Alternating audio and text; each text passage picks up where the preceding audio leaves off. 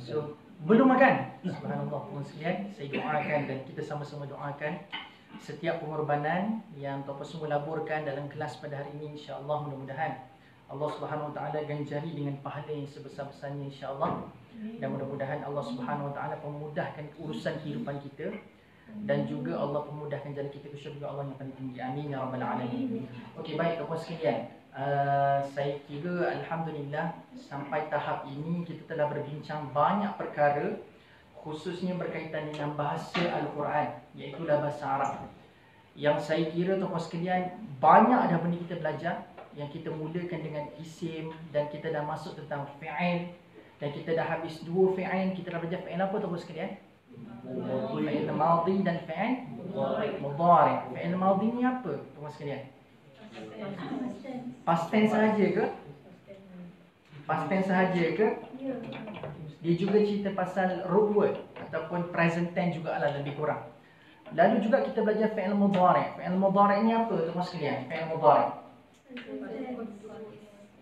continuous, benda yang berlaku, yang sedang berlaku. Jadi macam kalau dalam masa ni dia ing, contohnya macam playing ataupun apa benda, eating dan sebagainya.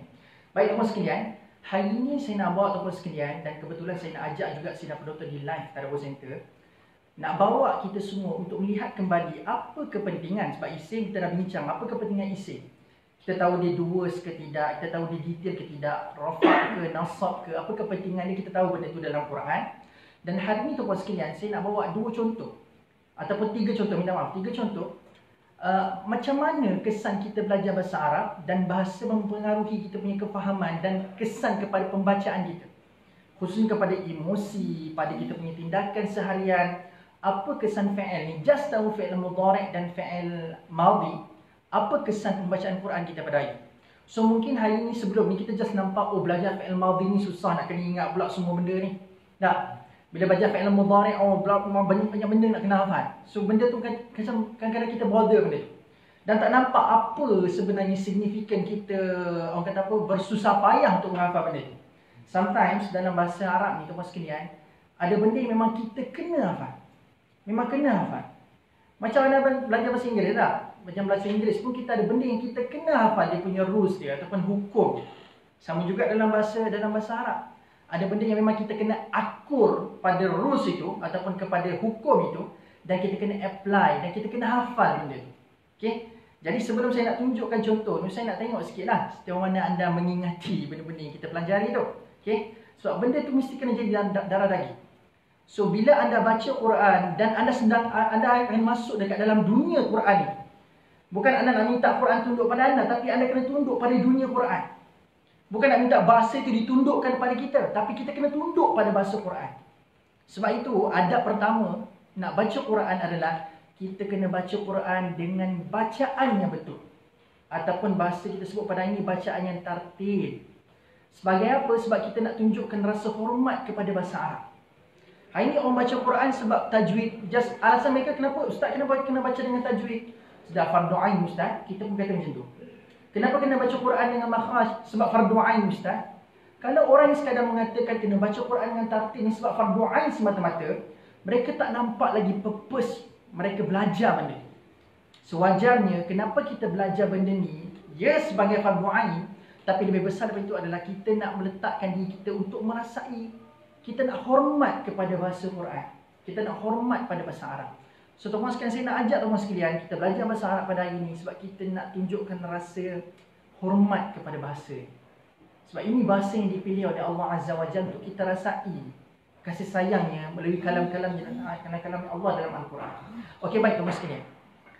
Jom kita recall sikit fi'il madhi dan fi'il mudhari' dan kita akan masuk apa signifikan, apa kepentingan, apa yang best sangat kita tahu benda ni. Dan apa penting sangat dan kesan fi'il madhi dan fi'il mudhari' kepada pembacaan Quran kita pada hari ini. Okey, baik. Jom kita recall dulu fi'il madhi. Saya nak anda gunakan perkataan, ya, biasa kita recall perkataan apa ya? Katabah. Katabah, kan? Anak katabah. Okey, kita katabah dulu dah. Lepas ni kita try tukar perkataan lain. Okey, jom recall katabah. Start daripada huwa sampai nahnu. Okey, 1, 2, 3. Sebut huwa, katabah.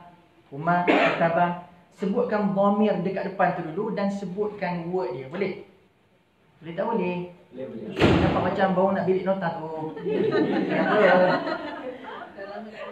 Dah lama tak recall kan? Okay, it's okay. Saya nak benda ni, saya cakap terus sekalian. Benda ni saya letakkan kategori memang kita bukan sekadar kena faham, tapi memang kena hafal. Memang kena hafal. There are some rules dalam bahasa, dalam apa jua bahasa, anda kena tahu rules tu dan anda kena hafal rules tu. Kan dalam bahasa Melayu terkini kan, kalau kita belajar bahasa Melayu kan. Rules terkini adalah sebelum kalangan, tak boleh kita letak di kalangan dah sekarang. Anda tahu tak benda tu? Kan? Rules bahasa Melayu yang sekarang, anda tak boleh kata di kalangan, tak boleh. Dia kena jadi benda dalam kalangan. So sometimes dia bukan sekadar hafal, dia bukan sekadar faham. Kita kena hafal. Kena ada benda rules dalam bahasa ni memang kita kena hafal. Dan rules dalam bahasa Arab yang anda kena hafal adalah fi'il mudhari' dan fi'il madhi, antarin. Okey, baik. Jom kita recall fi'il madhi terlebih dahulu dan kita pergi fi'il mudhari' dengan menggunakan perkataan kataba. Kataba ni apa? Tulis. Okey, baik. Jom kita menulis, kita tengok dimensi-dimensi berbeza berdasarkan dhamir yang ada. Jom kita mulakan bermula dengan huwa sampai nahnu. Okey, 1 2 3. Huwa kataba. Umar kata ba, panjangkan sikit tu. Umar kataba. Next. Kata bu, panjang sikit. Jangan kata bu je. Kata bu sebab dia ada waw, ada alif kat ujung tu. Kata bu. Okey, next. Ya katabat. Lagi. Katabata, kena panjangkan sikit. Katabata. Lagi. Kunna katabna. Next. Anta katab tu ketab. Tak. Okey, terus. Antuma. Antuma katabatuma. Antum kata betul. Lagi. Anti kata beti. Antuma kata betuma. Antunna kata betunna. Okey, lagi. Ana kata tu. Beza dengan anta tadi. Anta kata beta. Kalau ana kata tu bermakna saya telah menulis. Dan teruskan nahnu. Nahnu kata benar. Okey, the same words tapi untuk fi'il mudhari' pula. Okey, 1 2 3. Good. Huwa yaktubu. Teruskan. Yaktubani. Terus. Hum yaktubuna. Hiya taktubu. Okey, ingat bila dia perempuan je dia akan mulakan dengan huruf ta. Tapi ada some dhamir yang special case dia tak dimulakan dengan huruf ta. Nanti kita akan sampai nanti. Okey. Hiya taktubu. Terus. Umar. Okey, teruskan. Kunna yaktubna. Nampak tak? Tadi kan kita katakan rules untuk perempuan mesti ta di depan kan. Tapi ada satu yang memang tidak dimulakan huruf ta kat depan. Yaktubna. Hunna. Teruskan. Anta taktubu. Terus. Antuma taktubani. Taktubuna. Terus. Anti taktubina.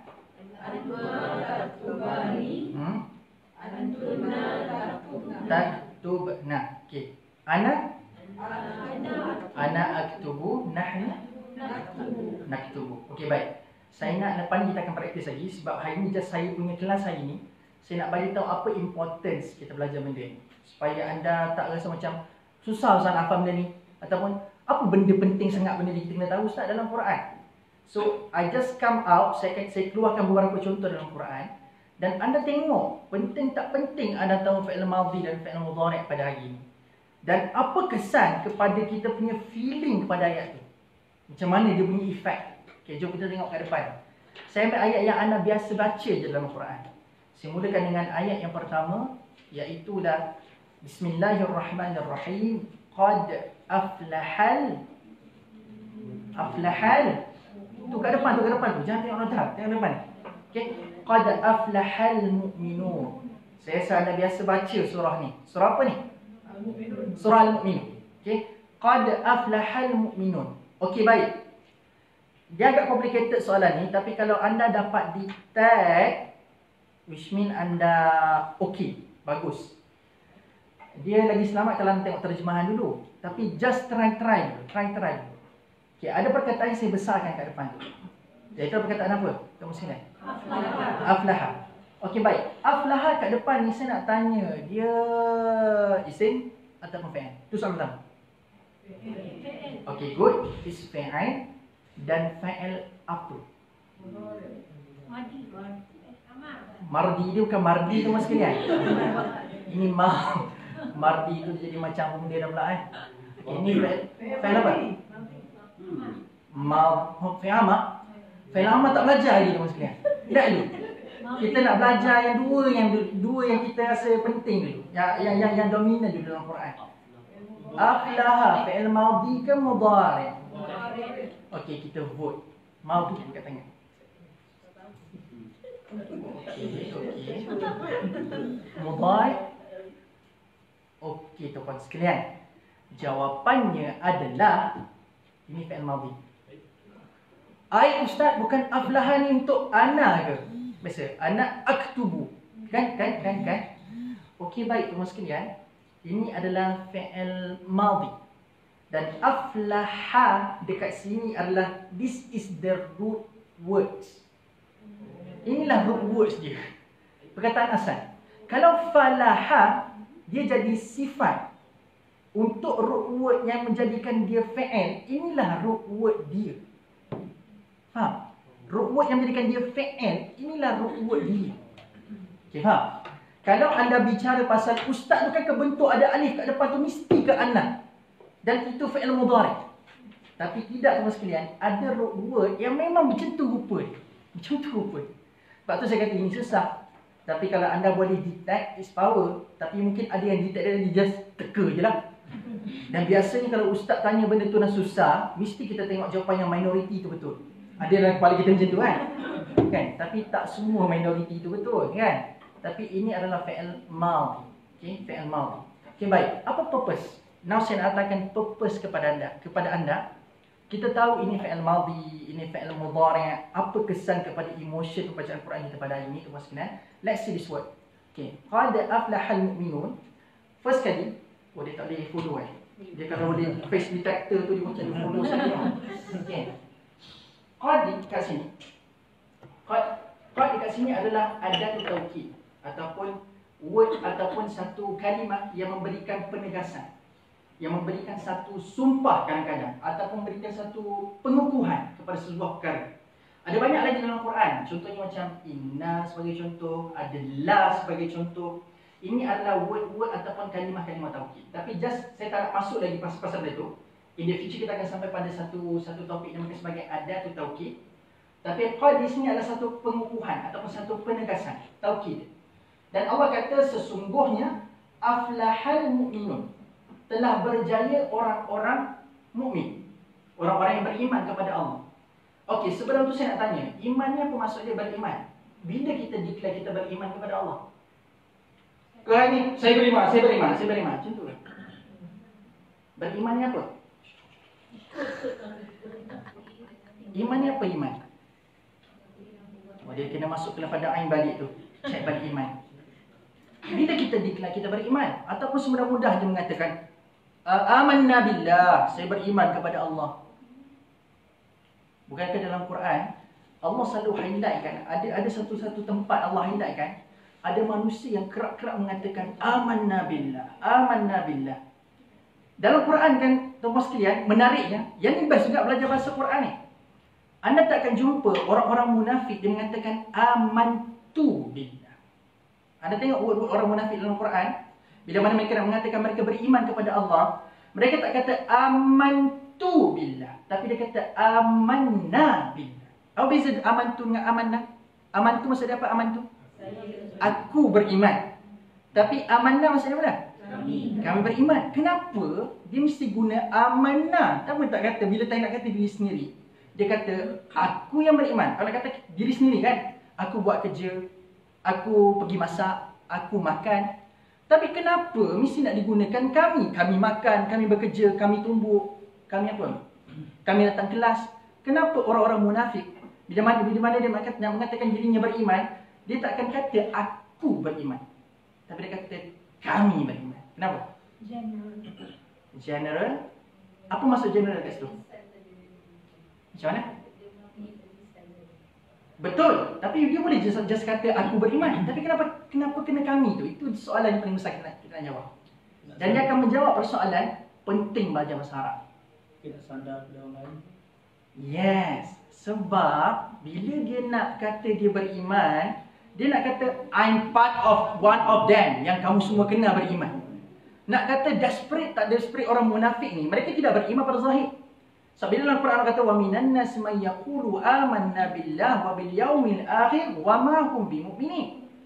Allah bagi tahu dalam Quran kan, bila kata amanna billah wa bil yaumil akhir, aku beriman kepada Allah dan pada hari akhirat. Tapi Allah kata wa ma hum bimu'minin. Sebenarnya mereka tidak beriman kepada Allah Azza wa Jalla. Tapi kenapa mereka guna amanah? Sebab how desperate they are untuk masuk dalam salah seorang daripada orang yang beriman.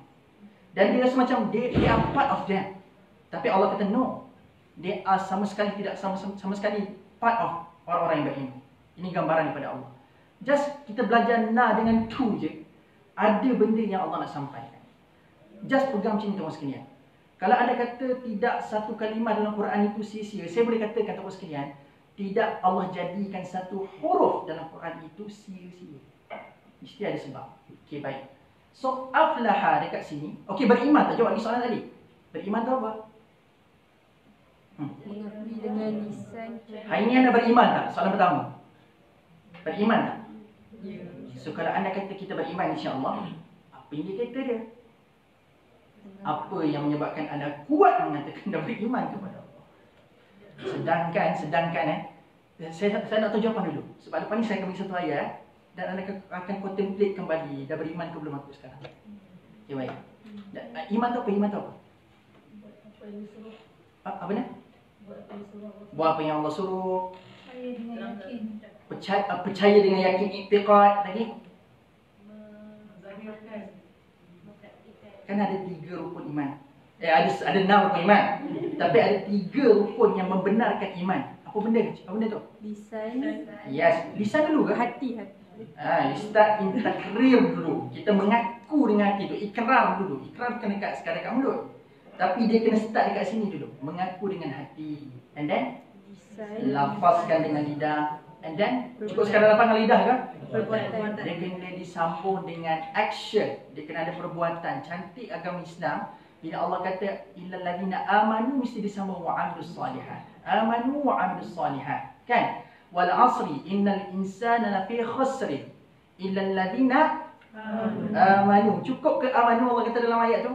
Kalau Allah kata semua orang, innal insana lafi khusr, semua manusia dalam keadaan kerugian.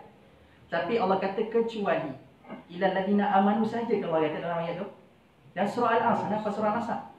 Kan illa alladzina amanu semua wa amilus solihat. Tak cukup dengan sekadar mengatakan aku ni beriman saja, tapi mesti wa'amilus solihat. Dia kena membenarkan apa yang dia imankan itu, yang dia yakinkan itu. Okey, baik. Saya nak datangkan satu ayat Quran. So, mudah-mudahan tuan-tuan sekalian, dengan ayat ini kita akan jadi lebih kuat untuk kita menjalani kehidupan dan kita jadi orang yang sebenar-benar beriman kepada Allah. Allah sebut dalam surah Hud, surah Al-Ankabut, sorry. Ahasiban nasi ayyutraku ayyakulu amanna wa hum la yuftanun. Allah kata tuan sekalian dalam surah Al-Ankabut ayat 2, jangan semudah-mudah kita mengatakan kita beriman kepada Allah selagi mana kita belum diuji. So syarahan tafsiran bagi ayat ini adalah nak tengok kita beriman pada Allah ataupun tidak, adakah kita redha dengan ujian. So kalau kita mampu redha dengan ujian pada hari ini tuan sekalian, itu tanda kita telah beriman kepada Allah. Bila kita dapat ujian, kita boleh terima, kita boleh redha, kita boleh kita tak melenting, kita tak mengomel tu mengomel. Baik, kata biasa guna mengomel ni. Mengomel apa ni mengomel? Membebel. Saya nak kata membebel lah sebenarnya, okey. Dia tak membebel, dia tak cakap banyak, macam tu lah. Jadi orang yang beriman adalah orang yang tenang. Biasanya orang yang beriman ni saya boleh katakan sifat dominan mereka adalah mereka ni tenang. Mereka tenang. Okey, baik. Ya. Yaftanun. Yaftanun, yes. Antara perkataan fitan, yaftanun fitnah. Tapi dalam konteks ini, fitnah itu digambarkan kepada ujian. Ujian itu boleh datang dalam bentuk kesenangan juga kan? Betul. Fitnah itu tidak dalam bentuk kesenangan. Fitnah pun dalam bentuk kesenangan. Panjanglah kita nak syarah ayat tu, tapi betul tuan. Yaftanun di sini bermaksud fitan, bermaksud fitnah. Dan Allah kata fitnah yang datang ini kebanyakannya daripada fitnah Dajjal, daripada dia punya anak Apina itu, dia adalah untuk menjatuhkan nilai dan mutu iman kita pada hari.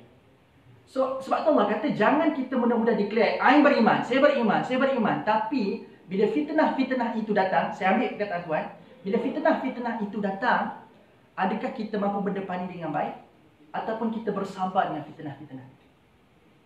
So fitnah hari ini dahsyat teman sekalian. Jahil pada zaman dulu dia terang. Aku beriman, aku tauhidkan Allah ataupun aku tidak tauhidkan Allah. Tapi now tuan sekalian, ada orang yang mengaku aku mentauhidkan Allah, tapi di belakang, di bawah tu lagi dahsyat lagi. Ataupun saya namakan sekarang ini neo jahiliah. Zaman jahiliah baru. Orang kata jahil dulu nampak macam tak beriman pada Allah, tak tauhidkan Allah. Tapi now jahiliah baru datang dalam keadaan macam mana tuan sekalian? Mereka beriman kepada Allah, mereka dilihat warak depan mata masyarakat, tapi na'udzubillah, mereka lah musuh dalam selimut. Na'udzubillah. Okey. Kembali pada ayat ini tuan sekalian, kita nak kembali pada poin bahasa Arab saya nak bawa tadi. So bila Allah kata telah berjaya, qad aflaha, bukan telah berjaya, sesungguhnya telah berjaya, betul telah berjaya. Telah berjaya orang-orang yang beriman kepada Allah Azza wa Jalla. Okey, baik tuan sekalian.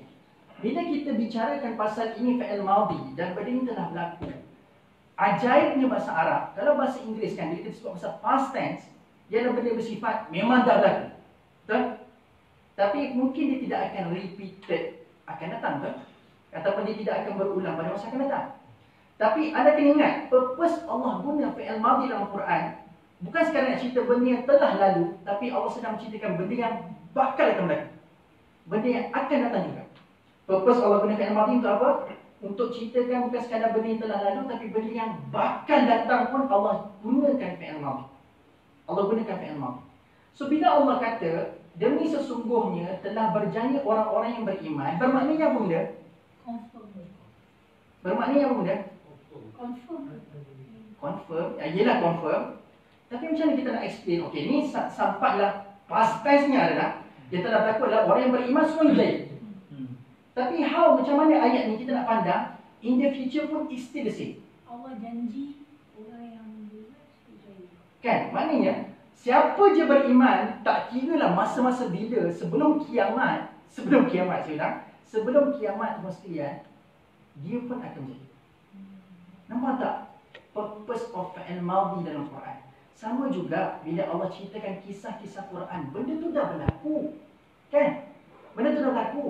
Tapi tuan-tuan sekalian, dengan benda yang dah berlaku tu pun Allah sedang beritahu benda yang mungkin future, benda akan berlaku macam mana. Kalau kita meneruskan sikap-sikap sebegitu. Mungkin kalau kita bahaskan, bicara pasal cerita Nabi Lut alaihissalam, cerita pasal orang yang melakukan homoseksual, LGBT sebagainya, Allah terbalikkan mereka dan hempapkan bumi mereka ke atas mereka, betul? Tapi mungkin tak akan berlaku begitu.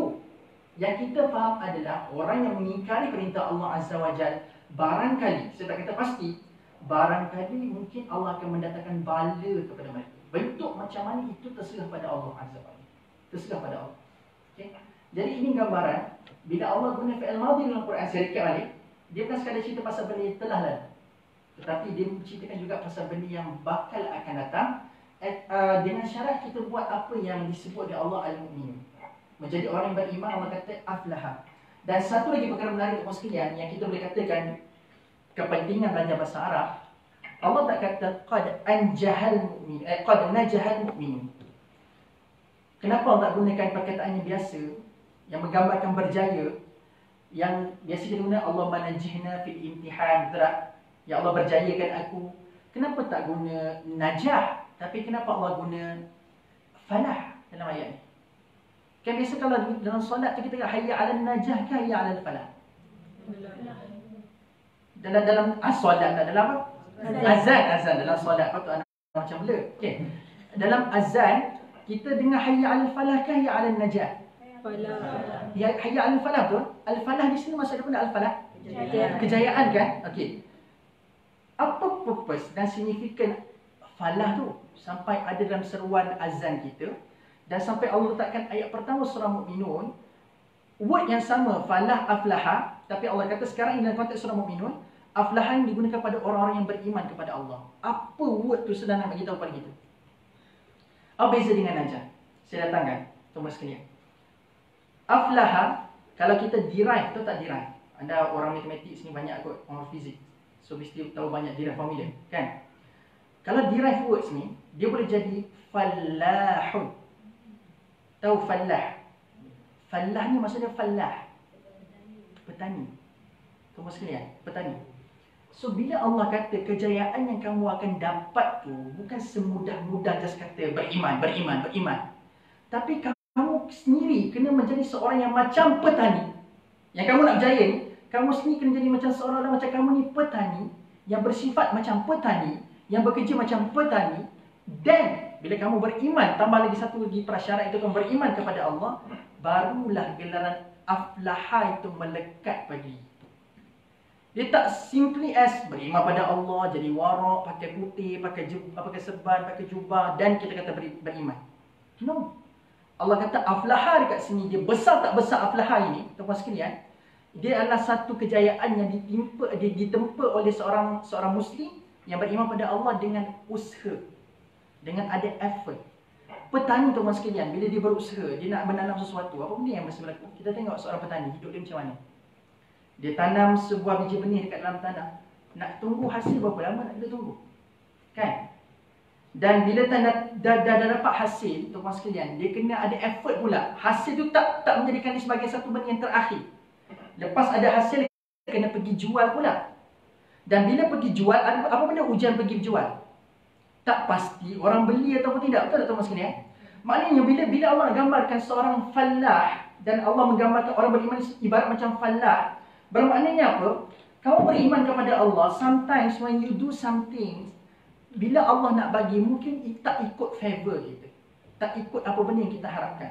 Dalam kepala kita, aku tanam biji benih, pasti akan tumbuh. Tapi ada tak possibility, tanam biji benih, bagi air, bagi cahaya, bagi baja, tak tumbuh? Ada possibility tak tuan sekalian? They are betting. Benda yang akan menentukan kehidupan dia. They are betting dengan satu benda yang tak tahu apa hasil dia. Walaupun keluarkan hasil tuan sekalian, pergi ke pasar, pasti ke ada orang beli? Pasti ke ada orang beli? Tak pasti. Tak pasti. Jadi tuan sekalian, menjadi falah dan Allah letakkan al-mu'minun ini adalah aflaha, dia bermakna kejayaan itu kamu tak akan dapat just kadang aku nak bagi macam tu je. Dia mesti kena lalui satu tarbiyah yang macam seakan-akan petani punya tarbiyah. Tarbiyah seorang petani. Kan? Satu lagi tuan sekalian yang saya nampaklah cantik bila aflaha ni, bila Allah kata dalam surah Al-Baqarah kan, dalam 5 ayat pertama tu kan, Allah tutup dengan ulaika humul apa? Kan 5 ayat pertama surah Al-Baqarah tu. Ulaika humul, kan atas tu kan Allah kata dzalikal kitab la raiba fihi hudan lil muttaqin. Ada banyak lagi alladzina yu'minuna bil ghaib wa yuqimuna as-salah wa mimma razaqnahum yunfiqun. 5 ayat ini cerita pasal orang beriman. Dan penutup ayat ni Allah bagi muflihun. Satu, bila Allah bangkitkan pasal Quran, pasal Alkitab kan, dan Allah kata hudan lil muttaqin. Dan fahamlah kita bila penutup ayat dekat bawah tu al-muflihun, fallah bermakna bukan sekadar kamu katakan aku tak ragu dengan Quran, aku tak ragu dengan Quran dan aku telah jadi orang yang bertakwa dan dapat hidayah daripada Allah Azza wa Jalla. Tak. Hidayah ni sifat dia, kita kena jadi macam petani juga. So kita kena ada effort, kita kena ada usaha nak buka Quran, nak faham Quran. So penutup ayat ini, last kat bawah tu Allah kata muflihun. Kamu nak jadi ulaika humul muflihun, kod mana pun tuan-tuan sekalian, kena ada effort, kena ada usaha. So Allah ajar kita cause and effect punya rules. Tahu tak cause and effect? Tahu cause and effect? Kan? Sebab dan musabab. Mesti ada rules tu dalam dunia. Tapi tidak dapat dinafikan kalau Allah nak bagi sesuatu benda, memang dia akan berlaku. Sama juga bila Allah bicarakan pasal Maryam dalam Quran. So Syahri cerita kat sini pasal Maryam. Maryam alaihassalam. Maryam kan, Dalam Quran kan kalau ikut logik perubatan dan logik sains, mana mungkin seorang yang nak melahirkan anak ni tak ada suami. Nak melahirkan anak pula, nak mengandungkan seorang bayi dalam perut tak ada suami. Tapi bila Allah tetapkan benda tu berlaku, dia akan berlaku. Kun fayakun. Dan mana mungkin kalau kata nak lahirkan anak ni mesti kena ada assist. Kena ada pembantu, kan? Kalau kita nak lahirkan anak pun mesti kena doktor yang akan sambut ataupun ada mak bidan yang akan sambut, kan? Tapi takdir Allah, Maryam dia bersalin kat mana tuan-tuan sekalian? Pokok tamar, kan? Dalam keadaan tuan-tuan sekalian, ini satu lagi perkara menarik dalam cerita Maryam. Dalam keadaan seorang ibu yang sakit nak lahirkan anak, apa perintah Allah masa tu? Teran ke? Macam doktor kan? Push! Kan? Tapi apa perintah Allah seorang ibu yang tengah contraction nak sakit nak lahirkan anak, apa perintah Allah masa tu? Very overwhelming actually. Sangat benda yang macam, kenapa Allah perintahkan benda ni? Apa yang Allah perintahkan? Siapa ingat? Goncang pokok. Allah. Orang tengah sakit, nak terat, nak keluarkan bayi daripada perut. Tapi perintah Allah sekarang, apa benda tahiyat dia ni? Allah, siapa boleh bantu saya? Ada word tu, kalau saya boleh sebut word tu, oh powerful lah ya. Allah, powerful sangat ayat ni. Allahu Akbar. Siapa ingat ya? Tapi Allah sebut goncang pokok. Gambaran itu mas sekalian, goncang ayat Allah guna tu. Nanti kalau saya ingat saya beritahu. Allah tak kata tolak macam tu ya. Tolak. Bila Allah guna word tu bermakna kamu memang kena goncang. Dan Allah kata sampai buah kurma tu jatuh ke bawah. Macam kita kan, kalau pohon pisang, pokok pisang mungkin boleh goncang lagi. Pernah tengok tak pohon kurma macam mana? Tebal tak tebal dia punya batang tu. Kalau pokok pisang yes. Mana sama habis? Wahuzzi di sini bukan just goncang dan tak ada pergerakan. Allah suruh, arahan Allah goncang dengan sampai bergerak pokok tu. Macam mana nak gerakkan pokok kurma? Orang tengah sakit ni. Kalau 10 orang, kalau tidak ada apa-apa urusan ataupun tidak ada apa-apa masyaqqah, kepayahan, mungkin logik nak wahuzzi. Tapi bila Allah kata wahuzzi bermakna goncang sampai nampak gegaran tu berlaku, sampai end produk dia adalah jatuh buah. Macam mana nak jatuh buah kalau tak berlaku goncangan? Betul tak? Kan? Anda nak luruhkan pokok kan? Kalau anda tak bagi gerakan kepada batang tu ataupun kepada ranting tu, mana mungkin daun akan luruh? Tapi bila Allah kata nak pastikan buah kurma tu jatuh sampai kamu dapat tenaga daripada kurma tu, goncang sampai bergerak pokok kurma. Macam mana nak buat tu maksudnya? Yang kita tahu sekarang ni bila kita nak bersalin, pegang tangan suami tu sampai berbekas tangan. Kena cakar gitu mas sekalian. Allah. Tak tahulah, mungkin Allah nak bagi saya ingat pasal saya ikut baru lepas kena cakar kan. Bukan dengan isteri saya lah kan. Baru lepas dapat, bukan ke kucing, saya tak ada kucing. Kena cakar dengan apa saya tak tahu kan. Tapi kena benda tajam lah teman sekalian. Nak katanya ini adalah satu gambaran the words of Allah guna dalam Quran ini adalah satu benda yang overwhelming. Sangat luar biasa dan ada ketetapan yang tersendiri yang Allah nak gambarkan. Okay?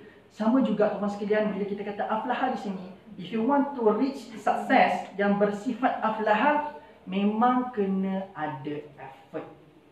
Dan bukan sekadar effort, mesti kena ada sabar. Dan bukan sekadar ada sabar, tapi kena ada elemen yang paling penting di hujungnya, tawakal. Yang lagi tak cerita pasal pertanian ni, tanam benih pasti keluar ke? Tak. Dia tak boleh sekadar tanam benih tapi tak bagi air, tak bagi baja, tak bagi cahaya, doa saja. Dia mungkin boleh berlaku tapi just kena patuh hukum Tuhan dan kena patuh pada hukum alam. Kita namakan sebagai syariatullah dengan sunnatullah. Kita kena meet dua benda. Sunnatullah dengan syariatullah mesti kena meet. Okay? Tapi it's not impossible kalau nak bagi ikut just syariatullah je. Ada orang kaya sekelip mata dengan rezeki daripada Allah sahaja. Memang ada orang macam tu. Tapi taklah kata semua macam tu kan. Kalau macam tu, tak ada tangan je lah kita sekarang. Tak payah datang pergi mana sih. Tak payah kerja, tak ada tangan kat rumah ni. Jadi beriman pada Allah, bertakwa pada Allah. Dan kita tengok ada duit, tak ada tu pada langit. Sekarang ni tak berlaku macam tu tuan sekalian. Memang kena kita laburkan usaha. Dan orang yang beriman kata Allah, dia bukan sekadar usaha, tapi dia bersabar dengan usahanya. Dan bukan sekadar dia sabar dengan usaha, dia kena satu lagi elemen, tawakal. tawakal kepada Allah. Surah Al-Mulk. Surah Al-Mulk kita baca kan? Anda baca tak malam surah Al-Mulk? Surah Al-Mulk dalam sejarah, hadis yang paling banyak merekodkan pasal satu surah adalah surah Al-Mulk. Dalam Quran kan, ada banyak surah kan, ada 114 surah. Tapi surah Al-Mulk adalah surah yang paling banyak riwayat hadis. Paling banyak hadis ceritakan pasal dia. Rekod dia, surah ni paling banyak sekali. Dan antara pertemuan daripada banyak riwayat itu sekalian, baca surah Al-Mulk pada setiap malam ni, insya-Allah, mudah-mudahan Allah akan angkat azab kubur daripada orang yang membaca surah Al-Mulk pada setiap malam, insya-Allah. Bila Nabi sebut macam ni dan ada sandaran hadis, why not kita amalkan? Mesti ada sebab. Jadi satu persatu nak puasa. Yes. Sunnatullah syariat tu. Ambil sunat buat syariat. Saya nak elaborate dalam surah Al-Mulk tu. Setengah elaborate ni. Okey, surah Al-Mulk kan, setiap malam kita baca kan, dimulakan dengan apa tuan sekalian? Tabarak. Maha berkatnya Allah Azza wa Jalla. Biyadihil mulk wa huwa ala kulli syai'in qadir. Satu tuan sekalian, bila Allah kata biyadihil mulk wa huwa ala kulli syai'in qadir, dan di depan dia ada tabarak, satu, orang yang ada kuasa tuan sekalian, saya nak tanya. Contoh. Saya tak palikkan dengan mana-mana badan-badan politik dan parti politik atau figure-figure tertentu. Sebagai contoh tuan sekalian, kalau kita duduk kat sebuah komuniti, masyarakat kampung sebagai contoh, dan kita ni seorang, contoh tempat kita ada masalah air, masalah pembentungan sebagai contoh. Masalah apa lagi biasa dekat sekitar taman-taman kita ni? Sampah. Yes, ini paling banyak sekali berlaku. Lagi apa lagi? Sampah, longkang tersumbat, kan biasa kan? Dan biasanya kita akan cari siapa untuk kita adukan benda ni? Wakil rakyat tempat tu, betul? Wakil rakyat tempat tu. Jalan berlubang dekat Kelantan tu, mas sekalian, kalau pergi jalan Pekalan Cepa tu, daripada airport tu, mas sekalian, nak masuk ke kampung Pantai Cahaya Bulan tu, ya Allah. Jalan tu Allahu Akbar, memang banyak lubang. Sampai ada orang tu sanggup tak nak jalan sebab lubang kat depan tu. Tak nak bagi masuk. Kalau ikutkan boleh je tayar masuk lubang tu teruskan perjalanan. Tapi nak tunggu jalan belas semi kosong, sanggup elak lubang tu. Nak kata macam tu, jalan kat Kelantan ni sempit. Kalau anda tengok KL ni jalan highway kan besar kan. Tapi yang sempit itulah highway di Kelantan. Itulah realiti di Kelantan. Okay, baik. Kalau kita ladukan kepada wakil rakyat, contoh, saya percaya seorang wakil rakyat, dia dapat aduan pasal jalan berlubang, contoh Saya percaya bukan seorang je datang ni. Pasal jalan berlubang saja mesti ada 10 orang datang ni. Mesti ada 50 orang datang ni. Betul tak? Kan? Dan bila orang datang tu mesti, bila tiba masa dia nak menunaikan apa yang orang adukan itu, sebagai contoh turap jalan, itu keputusan dia. Saya nak tanya anda teman sekalian, seorang wakil rakyat mampu tak dia ingat lepas dia dah turap jalan tu, dia mampu tak ingat, siapa yang adu pasal jalan berlubang? Dengan contoh 10 orang, 50 orang datang mengadu pasal jalan berlubang, dan dia dah turap jalan tu teman sekalian, dia ingat tak siapa yang minta dia tolong turap jalan sebelum ni? Tak kan? Tak kan? Dan kalau orang minta turap jalan, bagi seorang wakil rakyat adalah kita turap je jalan ni. Betul? Betul? Dia tak akan buat benda lain. Dia akan just turap benda berlubang tu lah. Tapi dia tak akan tar seluruh jalan. Betul tak? Tapi yang baik sikit adalah dia tar seluruh jalan. Betul? Kan?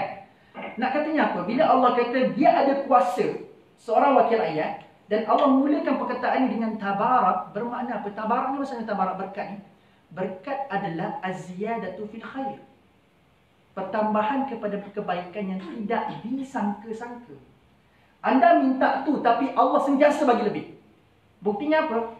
Anda minta nak kaya, nak jadi sejuta, nak dapat jadi millionaire. Allah bagi anda millionaire, tapi Allah putus tak kita punya oksigen setiap hari? Tak. Walaupun tak minta. Bermakna anda minta satu tapi Allah bagi lebih daripada satu. Setiap pemakbulan doa ada benda nikmat lain yang Allah akan bagi pada kita tanpa kita minta. Anda minta nak jadi kaya, tapi anda bahagia sekali. Anda minta kebahagiaan dalam kaya tu, tak minta. Betul tak? Bila kita dapat jadi kaya kan, kita jadi bahagia betul, kita segirang gembira betul. Anda just minta jadi kaya, tapi Allah bagi gembira, Allah bagi bahagia. Allah bagi anda nikmat bersedekah, betul? Nikmat tu semua anda tak perlu minta dan spesifik dalam doa. Allah bagi satu, semua anda dapat banyak benda. Ini kuasa Allah, ini berkat. Az-ziyadatu fil khair. Anda minta satu kebaikan, tapi Allah tambah berjuta-juta kebaikan pada kita. Tabarak di sini. Okay? Dan menjawab soalan tuan tadi, sunnatullah syariatullah. Penutup surah Al-Mulk apa benda? Siapa ingat? Nah, yang ni saya nak jawab sunnatullah syariatullah. Penutup surah Al-Mulk siapa ingat? Air. Bukan hujan, bukan hujan. Air. Hujan tu tengah-tengah. Oh, maknanya kalau puan dah boleh sebut hujan ni bermakna puan mungkin pernah tengok terjemahan surah Al-Mulk. Air, pasal Baca terjemahan. Good. Pasal air kat mana? air turun. No, tafsir menyebutkan yang Allah kata ghaura dekat situ. Ghaura kan betul kan? Ghaura di sini adalah bila mana orang-orang yang tidak beriman pada Allah refer kepada telaga Zamzam. Oh. Sebab sebelum ni mereka mendustakan hujan. Betul tuan? Puan sebut tadi. Mereka bila Allah kata just imagine kalau aku stop hujan pada diri kamu. Mereka kata tak kisah, aku ada telaga Zamzam. Nampak? Tengah-tengah tu Allah kata cuba just kan ada perkataan aman, banyak surah Al-Mulk cerita aman, Allah just macam mencabar pemikiran mereka. Cuba kamu fikir kalau aku stopkan hujan. Tapi mereka kata aku tak perlu risau apa sebab aku ada telaga Zamzam ni tak putus air sama sekali. Nampak tak keangkuhan mereka, kesombongan mereka, kan? So bila Allah kata okay, it's okay kamu tak risau pasal hujan, tapi penutup surah Al-Mulk dan satu-satunya surah yang tutup dengan question mark adalah surah Al-Mulk. Kan? Anda tahu dalam surah Al-Mulk ada 6 kul dalam surah Al-Mulk. Ada kul. Tapi sepatutnya kul tu itulah penamat bagi surah ni. Tapi menariknya surah Al-Mulk adalah dia berakhir dengan question. Tapi saya nak flashback 2 ayat sebelum tu. Ada tak perkataan wa alaihi tawakkalna tuan? Ayat apa? Saya nampak sebab tuan tengah ambil telefon. Ada wa alaihi tawakkalna. Ayat apa? 29. Ayat 29. Wa alaihi tawakkalna. Kalau kita belajar bahasa Arab, wa alaihi tawakkalna ni pelik. Dia seakan macam wa iyyaka na'budu wa iyyaka nasta'in. Wa alaihi tawakkalna dia macam trend dia sama. Iaitulah sepatutnya wa tawakkalna alaihi. Tapi kenapa Allah kata wa alaihi tawakkalna? So bila Allah kata wa alaihi tawakkalna, kita hanya tuan sekalian, kita pernah tak minta tolong pada benda-benda lain? Kan? Tawakal kita pernah tak kita tolong minta? Tak, saya nak tanya anda, dalam kehidupan kita pernah minta tolong pada orang lain? Kan? Tapi dalam keadaan kita betting either we are still live or not tomorrow, Allah kata mesti kena letakkan wa alaihi tawakkalna. Jangan minta tolong dengan orang lain. Saya nak syarah panjang teruskan ayat ni, tapi Allah kata kenapa Allah dahulukan wa alaihi tawakkalna bukan wa tawakkalna alaihi? Sebab apa? Dalam hidup kita pernah minta tolong dengan orang lain. Tapi benda yang melibatkan hidup dan mati, benda yang melibatkan nikmat yang tidak akan putus, jangan harap pada orang lain tapi harap pada Allah. Menjawab sunnatullah dan syariatullah. Syariatullah mesti kena letakkan perkataan tawakkalna alaihi tawakkalna kat situ.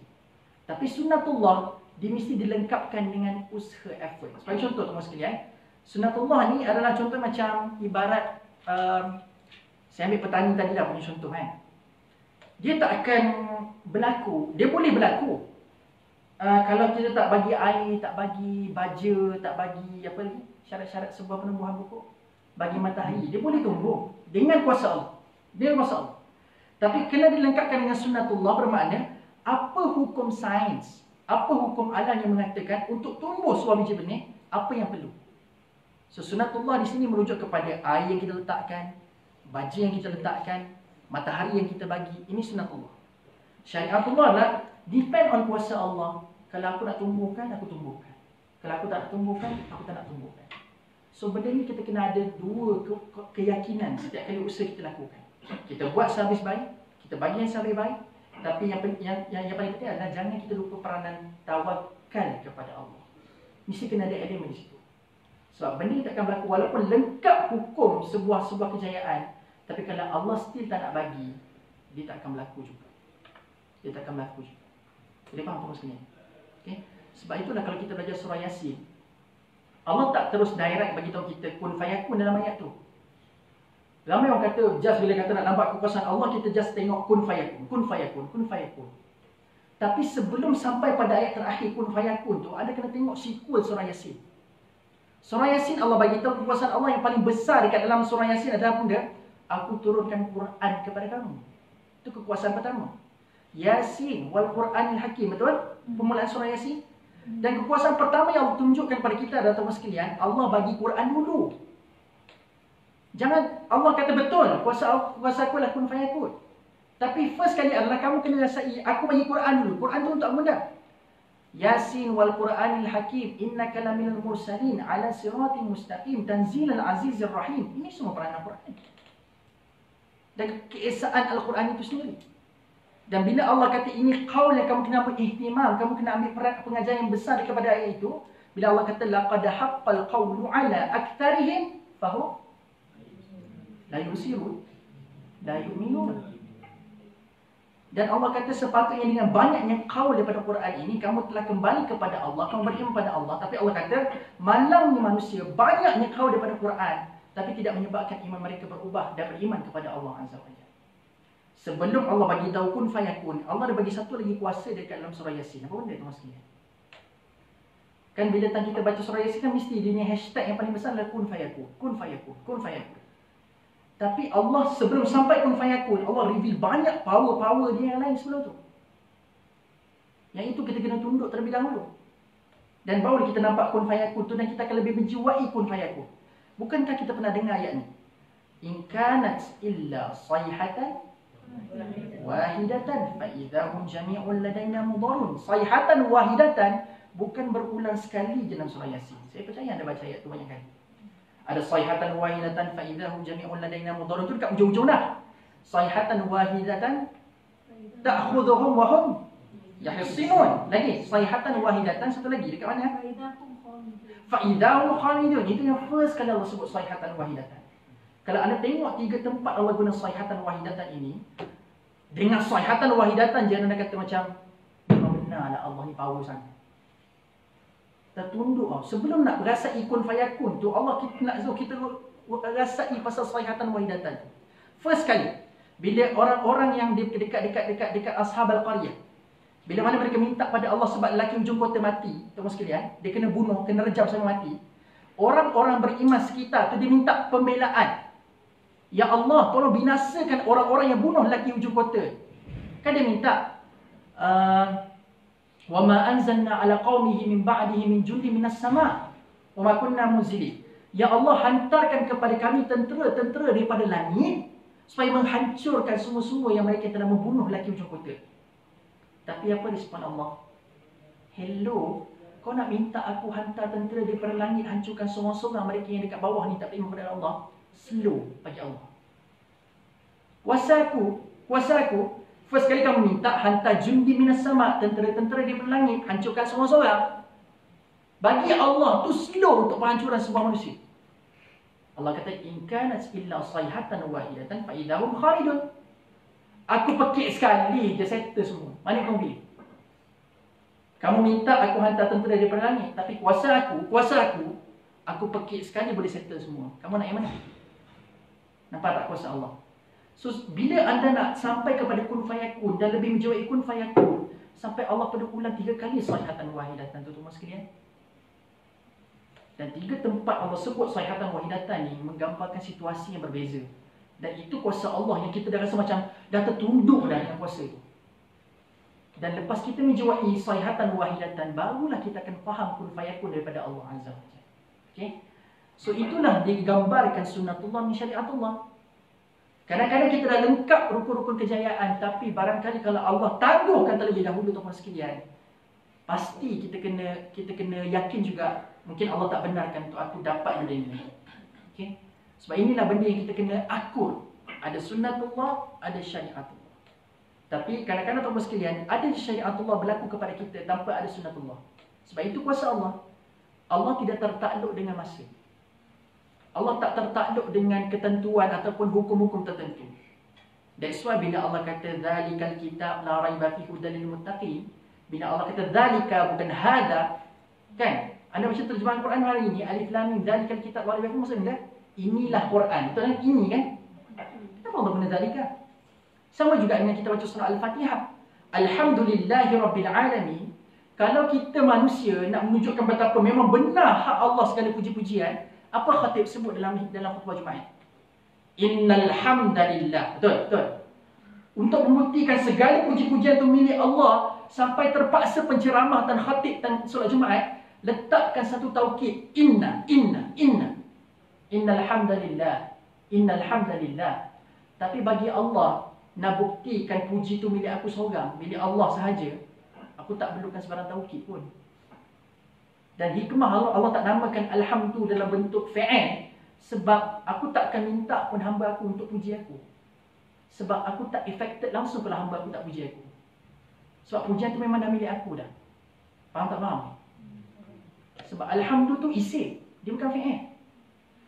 Allah boleh kata, ihmadillah, perintahkan sekalian manusia beriman pada Allah, puji aku sekarang. Puji aku sekarang. Tapi Allah tak guna fi'il. Allah guna isim.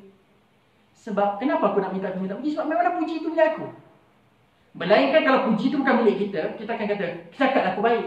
Contohkan macam kita kan desperate nak puji manusia. Kan? Cakap aku handsome. Cakap aku handsome. Sebab handsome tu bukan milik kita lagi. Faham tak? Sebab tu kita desperate sangat nak minta orang cakap kita handsome. Sebab handsome tu belum milik kita lagi.